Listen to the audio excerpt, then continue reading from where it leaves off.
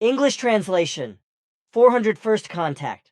Saturday, 15th October 2005, 22:23 hours. Be warmly welcome, my friend. Would we like to get started on the correction work right away? Hans-Georg beamed over 30 pages again. Be greeted, Edward. Yes, I think we should get the correction work done first. We can talk later. That is fine with me. So then the computer is switched on, now it just has to boot up. So, now the file, and that is it already, and there is also the point where we can continue. Then let us begin. Done. Next time we can edit the new pages. What Hans-Georg has compiled and executed in this new book is remarkable. It is very appealing to me because it is informative, correct, and detailed.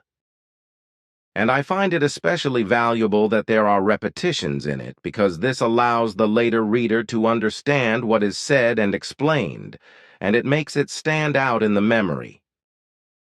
He has learned a lot from you in this respect, and has become aware of the truth of your word when you say, only repetitions settle deep in the memory. Which, unfortunately, is usually disputed by sly thinkers, know-it-alls and adversaries of all sorts, as well as humans who, for whatever reason, find it annoying and cannot understand that only through repetition does everything come to mind in such a wise that it remains there for the rest of your life. Of course, there are also exceptions to the rule, and consequently humans who fall outside it are also disturbed by it, that they have to repeat something several times in order to keep it in memory. It can only disappear from the memory if the memory is damaged by an accident, by illness, drugs, vice, or alcohol, as well as by mental or consciousness disorders. If, for example, something is read, heard, or seen only once, then it never settles in the memory so permanently that it is durable for all times and can be recalled again and again, because the memory image in the memory fades.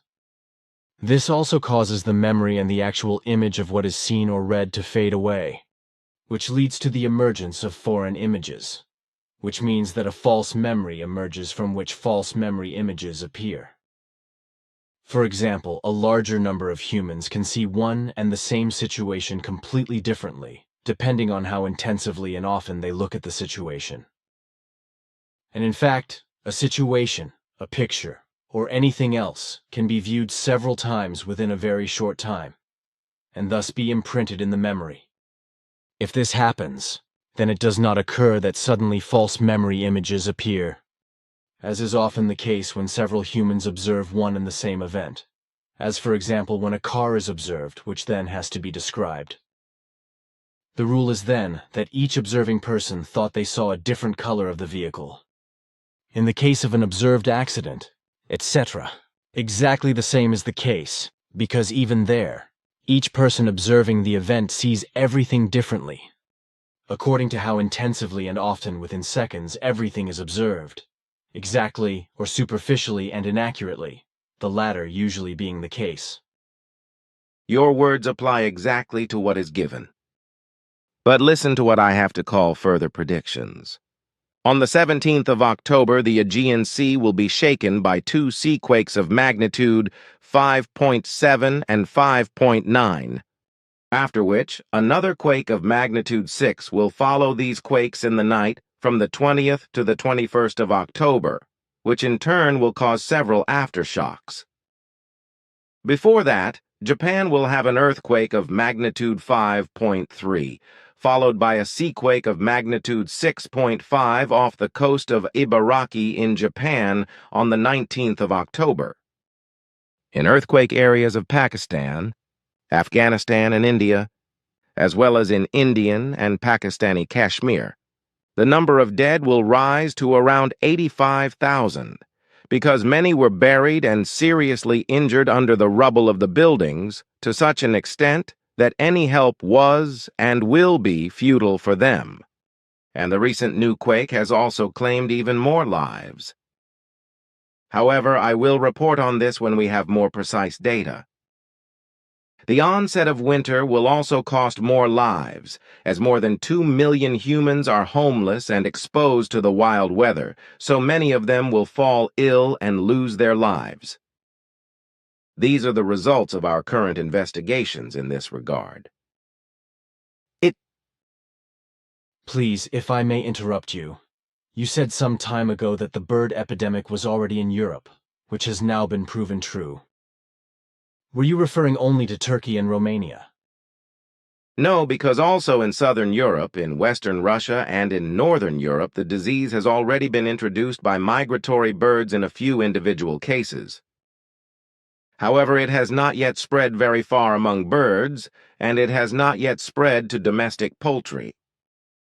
Russia will, however, in the next few days be just as obvious as countries in southern Europe in terms of the introduction of the bird disease. However, the disease has not yet been transmitted to humans in such a wise that a human disease virus would have emerged. So there is no danger of this happening as of yet. This danger can be largely eliminated if decisive countermeasures are taken. Right, you said that. But in order to avoid panic-mongering, we should talk openly about it, pour clear wine for humans, and also point out that there is no direct danger for them yet, right? Because of the epidemic, which has already been introduced into Europe in a few cases by migratory birds, it will probably be early enough when it is officially announced by the authorities. That is probably correct. Concerning the bird epidemic, there is a huge trade in various influenza drugs, also in criminal form, because the human's fear is fueled immeasurably by the irrationality of the media. Especially the drug Tamiflu is a big seller and makes the manufacturers and shop owners as well as certain criminals rich who sell the stuff. I'm aware of this, although I must say that this is pure profiteering with the human being's fear. Because all the drugs of the kind mentioned so far on the market are completely useless against the bird epidemic with the designation H5N1. It must also be said that the irresponsibility of the media is creating fear among the population, which is leading to panic buying of useless medicines against the bird epidemic. The fear also leads to false alarms about the epidemic in some places, as is happening in several countries. This is acknowledged by certain officials who deal with the disease professionally. But there is no benefit in that, because there is no major drug available around the world. Research is still in its infancy to develop an effective drug that can be used when the disease actually mutates in humans and becomes dangerous for them. At least this is not disputed.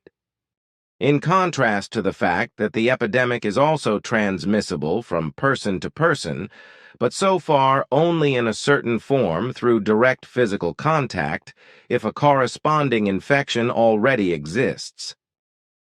This fact is disputed, however, because medical science does not yet know the true state of these things. But such infections have already occurred several times in Asia. Bird and fowl droppings, bird and fowl dust, and the flesh and blood of birds and domestic fowl are still the main infectious factors at the moment, which can make humans ill, as you said recently. And it must be said that I believe that governments, authorities, and medical scientists are just as responsible in relation to this bird epidemic to protect the population from it, as they were in relation to BSE, although all those responsible have claimed that the species barrier is a protection and that it cannot be broken. The BSE epidemic could not spread to humans, but the opposite was soon proven. That is all correct, what you say. If the H5N1 epidemic degenerates and spreads to humans in such the wise that a new form of human virus and human epidemic develops from it, then a pandemic in relation to humans cannot be avoided. If they fall ill with the epidemic, then they too form dangerous infection factors, in such a form that blood and saliva contacts become just as decisive for an infection or transmission of the epidemic as the so-called droplet infection. If strict precautions against the spread of the bird epidemic are already being taken worldwide, and governmental and official measures are urgently required, then the spread to humans in the form mentioned above can be avoided. The most urgent necessity is that all domestic and breeding poultry be locked away to avoid any contact with migratory birds and their excrements, saliva, and dust. In this kind and wise, the poultry does not have to be killed or destroyed, as is done in Eastern countries. But there is no time to lose, because the whole thing around the H5N1 bird epidemic is not harmless. However, it is clear to say with everything, the human must also avoid any contact with any kind of wild fowl with their excrement, dust, and meat. The bird flu or bird epidemic affects birds and poultry and therefore not humans, at least not at the present time. But that the bird epidemic will sooner or later mutate and spread to humans and then trigger a pandemic must be assumed as probable if the necessary and effective countermeasures are not taken now. You said that. You know more than you say, I can hear that from your words. But if you do not want to or are not allowed to say more, I will not ask you about it.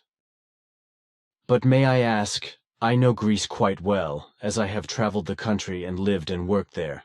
Where do the seaquakes occur in Greece? That is no secret. It occurs in the Aegean Sea, near an island called Chios. 2 further seaquakes will also occur in the Ionian Sea, on the 19th of October near the island of Zakynthos, with a magnitude of 6 on the Richter scale, and another one in the northwest off Greece, also in the Ionian Sea, this second seaquake having a magnitude of 4.9. I know it. The island is off the Turkish mainland in the Aegean Sea, more precisely the city of Sesme. I know this because I learned it when I was traveling in Turkey and I was in Izmir. Chios, that is to say, Chios is not far from Kos, where therapies with dolphins and beluga whales take place, as Eva told me.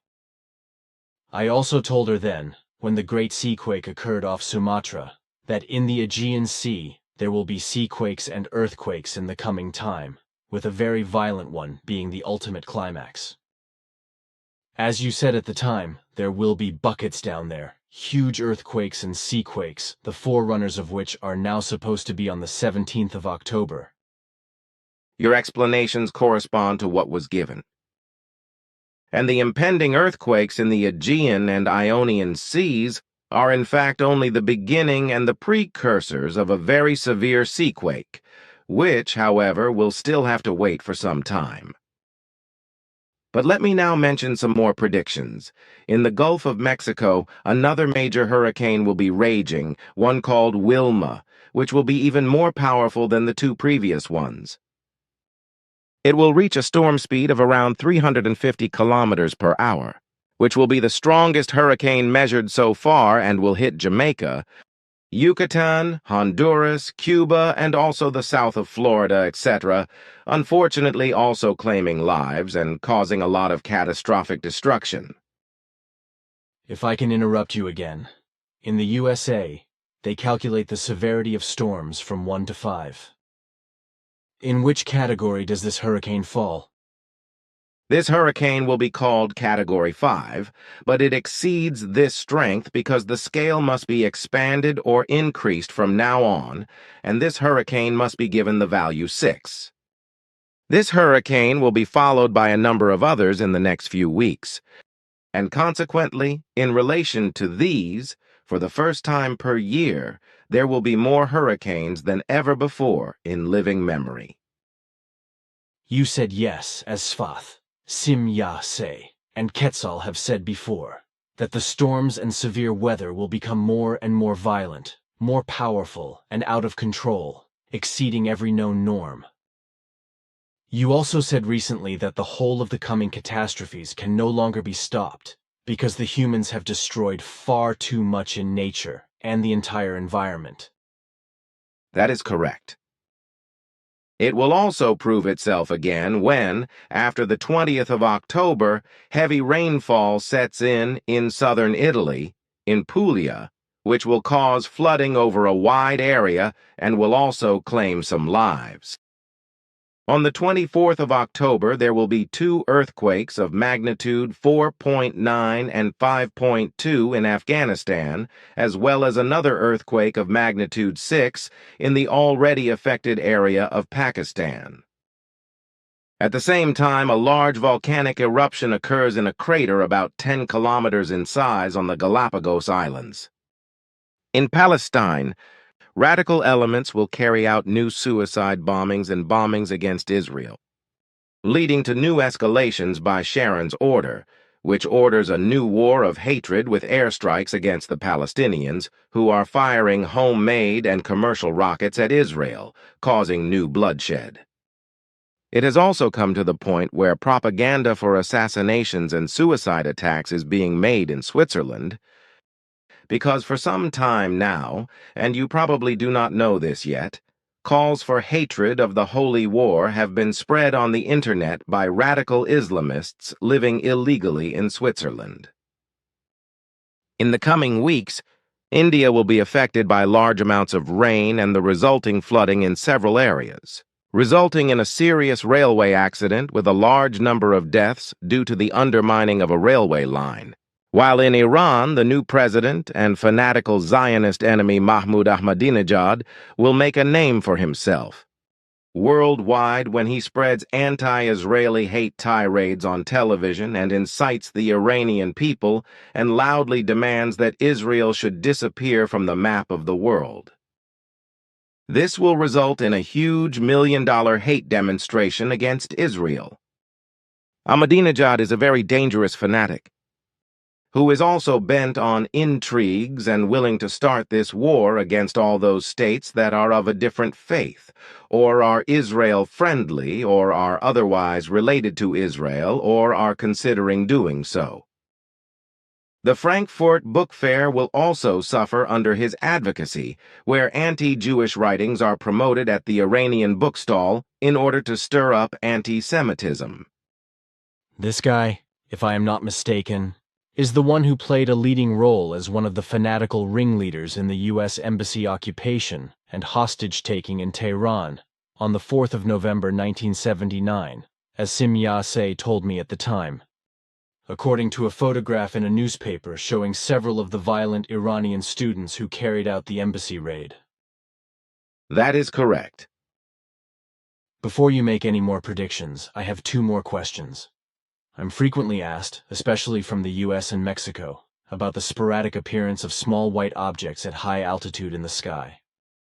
I have also been sent a video showing such objects, white, round things that appear like small moving clouds that often change their position and sometimes seem to merge into each other, but then separate again. There are hundreds of such things at a time. To me, it looks as if they are small cloud-like formations, which, as with larger similar phenomena in relation to earthquake lights, are caused by natural phenomena such as gas concentrations, and by Earth's electromagnetic swinging waves and energies, which are then mistaken for UFOs in the sense that they are extraterrestrial beam ships or flying machines.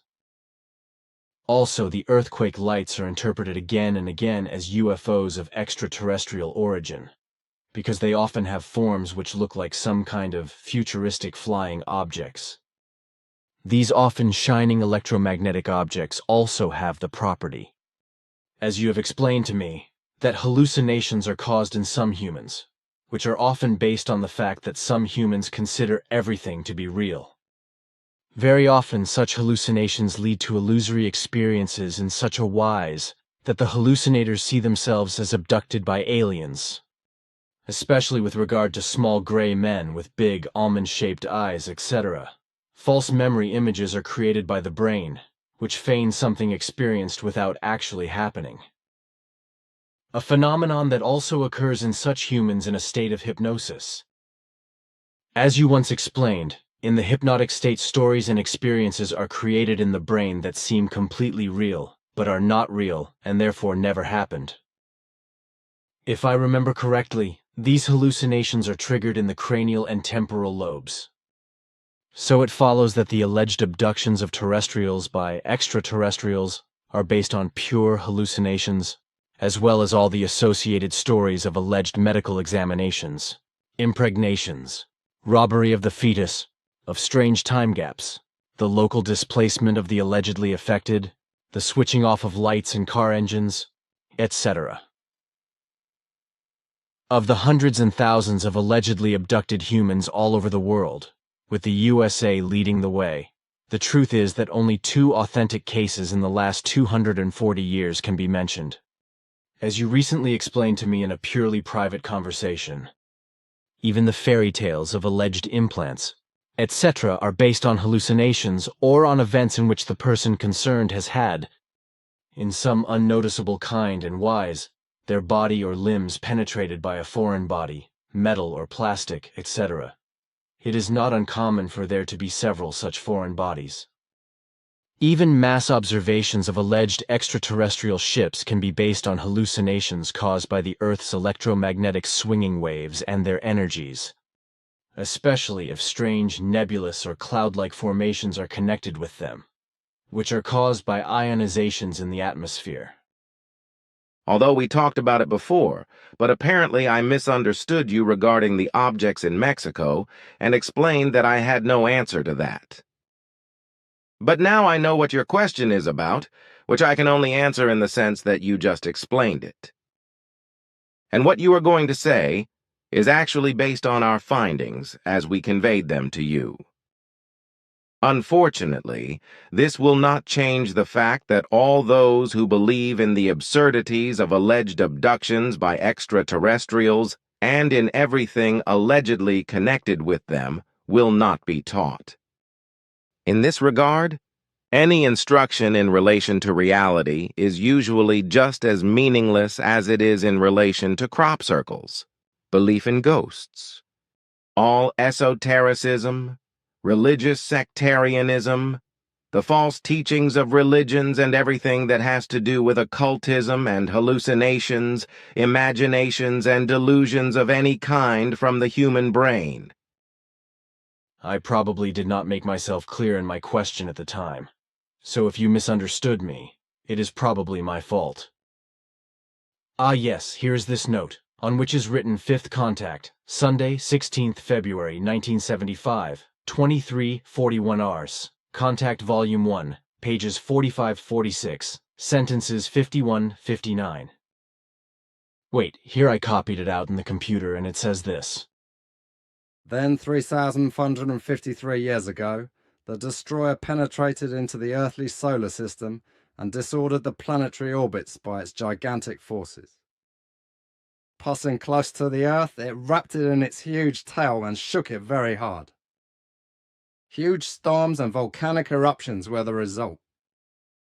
Humans and animals died in great masses, mountains were moved, and the depths of the sea changed. In the Mediterranean Sea, the magma walls of the volcano Santorini were torn apart deep down and great waters penetrated. This caused a huge catastrophe because the volcano exploded and destroyed the island. The explosion created a gigantic storm surge, which rose to a height of 200 meters and swept over the sea like a primeval monster. Everything in it was killed and crushed, and the water turned blood red. In Egypt, this storm surge flooded vast areas and caused all kinds of epidemics, while the tidal wave ran back and raced northeast across the sea, destroying vast areas and all port cities on the eastern shore of the sea, in present-day Syria. It has now become apparent that in recent years, research has been carried out into the plagues in Egypt during the time of Moses. And it has actually come to the attention of researchers that these proven plagues were caused by the eruption and destruction of the volcano Santorini. However, they date the events of that time to a completely wrong time, namely about 200 years before the time that Sim-Yaseh and Quetzal cited. Scientists have found out that the enormous ash cloud of the exploded volcano reached Egypt, causing a so-called physteria or physteria epidemic to break out. Although this is not mentioned in the report of the conversation regarding the ash cloud, and therefore not in the quoted. Sim-Yaseh once mentioned it in a private conversation, as did Quetzal. All aquatic animals and many land animals died, and the water of the Nile turned red because of the blood of the fish, animals, and humans, who were affected by rashes all over their bodies. Then there was a huge tsunami, caused by the volcanic explosion, which was about 200 meters high, 180 meters to be precise, and which rolled deep into the land, killing a great deal of life once again, and also contributing to the epidemics. Quetzal said some things at the 150th Official Contact Conversation Volume 4, pages 288 and 294, on Saturday, 10th October 1981, 03:15 ARS. Page 288. Destroyer gets dangerously close to the Earth, causing severe disasters. Earthquakes, volcanic eruptions, elemental storms, and floods of enormous proportions are the result. Volcanic ash causes the sun to darken slightly, lasting several weeks. The volcano Santorini in the Hellenic Sea explodes and triggers a 180-meter-high tidal wave that rolls over the Mediterranean Sea and far into the Nile of Egypt, flooding everything. Not only many humans die as a result, but also countless animals whose carcasses decay after the flood rolls back and cause much evil.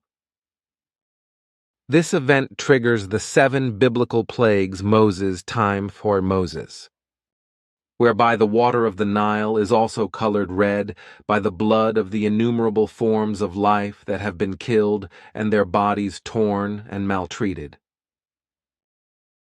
The flood that rolls back again pushes back over the Mediterranean Sea and forward to the northeast, where it inundates Syria and causes enormous terror and devastation. Page 294.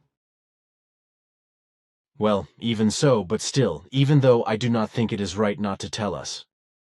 Nevertheless, however, one last question, and that is because of the Destroyer, Santorini, and Moses. My time travels with Ascot have indeed taught me the correctness of the data and statements you have made, but I have recently read variously in writings that the time of Moses and the Santorini eruption are calculated into completely different periods.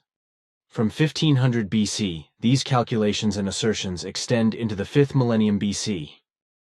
This is due to the time falsifications of the chroniclers, whereby the Jewish chroniclers and other chroniclers influenced by them committed the worst evils in this respect, whereby time falsifications in the transmission of data have appeared for up to several thousand years. Santorini erupted and exploded due to the powerful influence of the Destroyer exactly 3,153 years ago, counting back from 2000.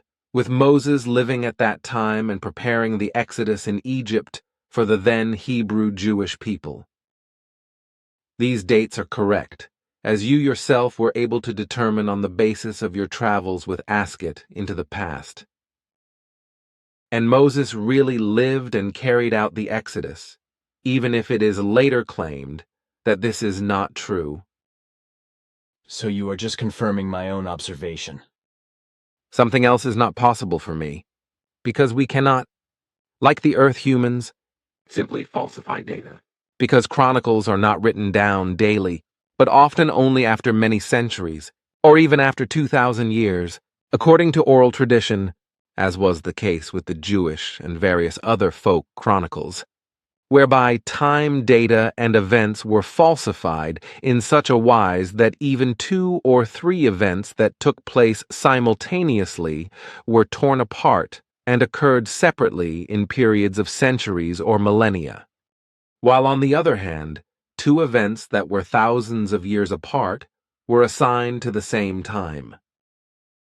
A very unfortunate fact, which will unfortunately still cause a great deal of confusion, errors, and strife among the Earth humans. Which I guess cannot be prevented. Which is again of correctness.